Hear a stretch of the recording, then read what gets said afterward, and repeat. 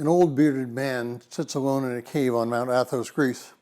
Most of the days are spent alone, except for when he goes to the church down the mountain. He grows his own vegetables and he eats alone. Yet, 3 or 4 times a day, he breaks down into tears while praying. The monks call this the ministry of tears.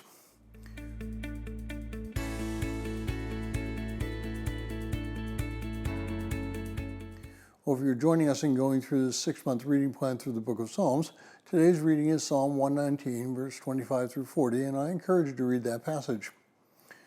Well, Psalm 119, verses 20 through 30 says this: "My soul weeps because of grief. Strengthen me according to your word. Remove the false way from me, and graciously grant me your law.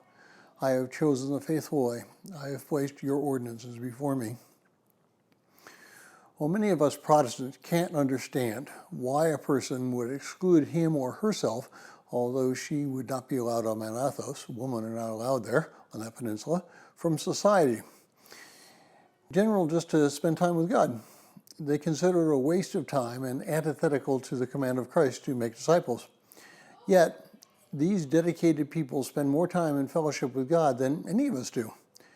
Non-monk visitors are amazed that the monks can tell them things that no one else may know. While we may not be led to live a life of the monks, we can spend more time with God.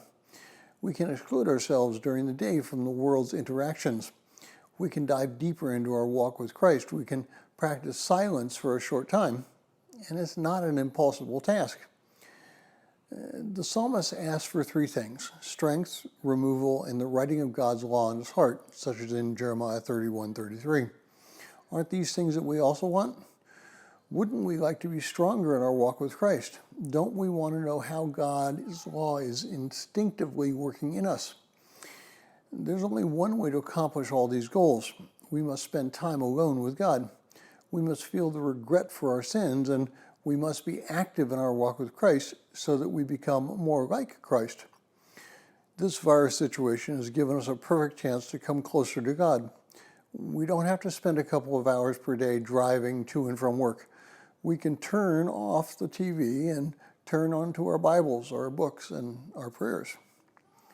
We cannot let this chance slip from our grasp. We must run to God's commandments so that God may enlarge our hearts. And if you would like a PDF copy of this entire reading plan, please send an email to phineasjacobus@runningtohim.net.